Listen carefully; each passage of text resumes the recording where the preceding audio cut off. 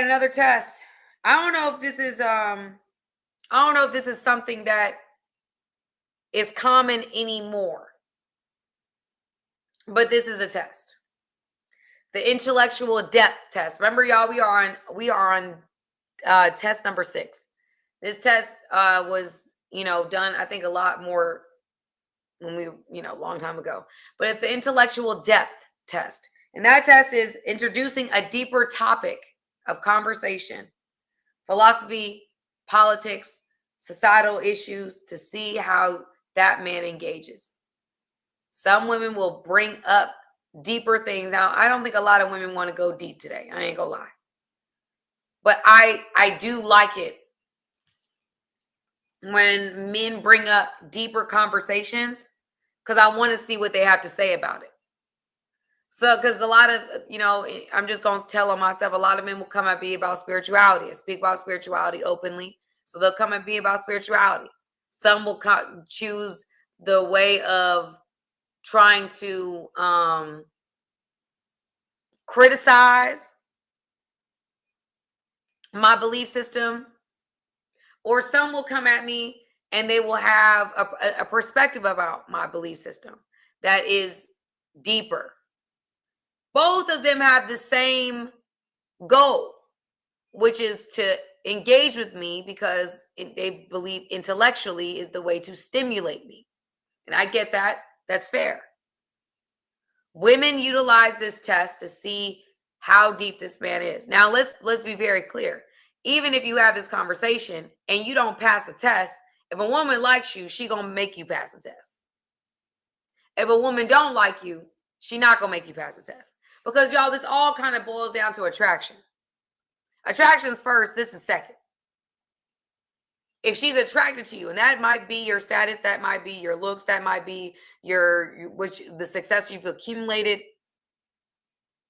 that might be another things that she's attracted to.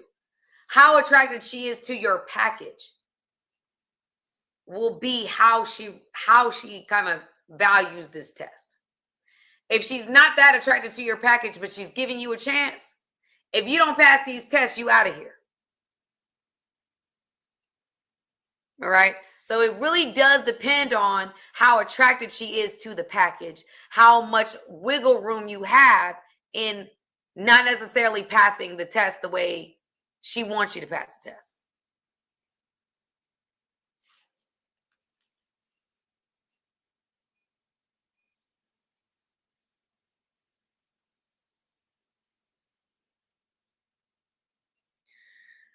All right, y'all. Number seven.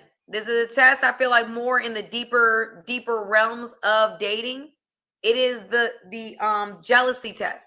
Jealousy test. Where women will bring up other men intentionally to see how this man reacts to this situation. Yep. That means I might bring up, oh, I saw so-and-so. So-and-so decided to bring me coffee today at work.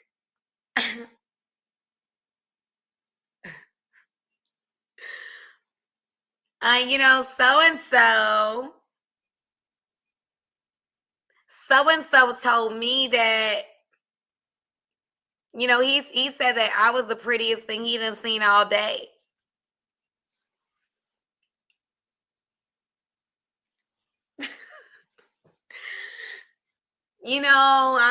I was in the grocery store and somebody just said I was like the most beautiful thing they've seen all day.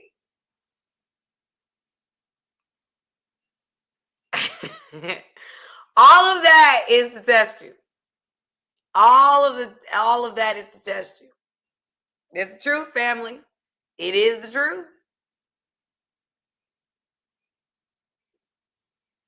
Somebody said, is the jealousy test risky? No, not with men. It's not risky at all. I think that the jealousy test is not risky with either gender, if we're being honest. I think men, when men try to do the jealousy test, and I pick up on the fact that they're doing the jealousy test, it's a turn off because it's kind of like I see a lot of women doing that. I don't really see a lot of men doing that, so it's kind of a turn off for me. However, the jealousy test is an effective tool. especially with men, because men tend to be possessive. It's not really, unless they're really out here and they don't care what you're doing, which is a problematic in and of itself. Because even if a man is out here doing him, he don't want to hear about you doing you. He might like you enough to where, yes, I'm not going to press you to stop doing what you're doing, but I don't want to hear about it. Let's be clear, right? There's probably men, I don't know this for certain, but there's probably men that I've communicated with. If I ever brought up another man, even if we don't talk for real or anything like that, that's going to mess up their whole day. That's going to mess up their whole day. And they're going to try to lock it down prematurely because they don't want that woman to be with nobody else. Not because they actually want to be with her or they're ready for a relationship. It's like, no, I don't want you moving around. I want you here. And most men are aware that's not fair. If they're not ready and they're not in that space, they shouldn't lock down no woman. But there's men that don't care about whether it's fair or not. They just want to lock it down. Women want to be locked down. So what do? They utilize the jealousy test to make a man feel like there's other options and that they need to go ahead and settle down. That's what women do. It's an effective tool. In the past, I've definitely used it. It works. I don't use it anymore. I don't feel like it's necessary anymore to do that. However, as a younger woman, absolutely. I use the jealousy test, and the jealousy test worked. I'm not going to lie. I'm not going to lie. And it doesn't happen in the beginning, family. Jealousy test does not happen, we go on the first date. No. Jealousy test is like, we've been talking for 3 months. The jealousy test is we've been talking for a minute. We really have something going on. This woman has decided that she wants a relationship from you. You may not be moving as fast as she wants you to move, or she just wants to affirm that you really do care about her the way that you do. Is that toxic? Absolutely, but that's what they're doing, right? I'm keeping it real. I'm keeping it 100% real with y'all. They use a jealousy test to see whether or not this man is going to settle down. Because that's ultimately the goal here.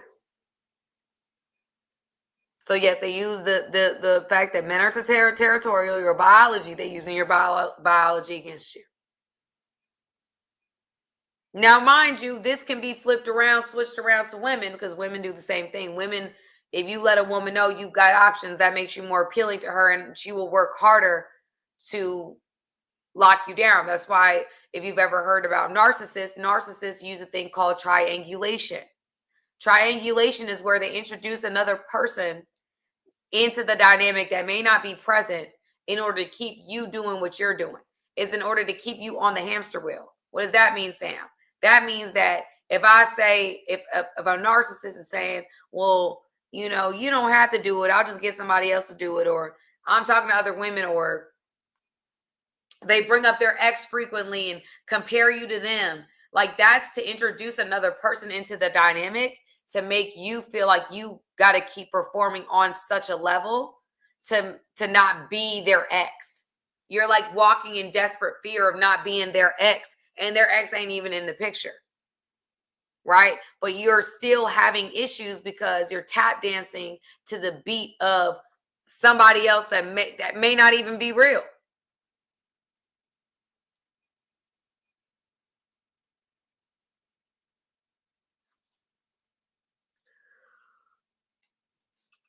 No, I don't. Somebody say if you're jealous, that means you don't feel like you deserve her. That's not true. That's not true at all. Any man can be jealous. I don't like this whole notion like, oh, you're insecure if you're jealous. No, you're human. You rocking with a woman, and that woman, even God is described as a jealous God.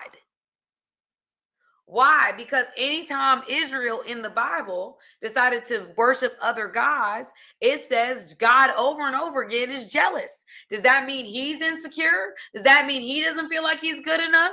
No, that means he's a jealous God. He has a relationship with his people, and when his people decide to go elsewhere, and when his people decide to entertain other things, even God describes himself as jealous. So do I think jealousy is a bad thing? No, I think it's a human thing. I think it's an emotion that we have been given. However, how it drives us and how it dictates our behavior is what makes it toxic or not toxic. Hey guys, thank you for watching this video. I appreciate you guys. Go ahead, hit the subscribe button, y'all. Let's not just be every once in a while. Let's become Framily, okay? Friends that are family, okay? Join my Framily today.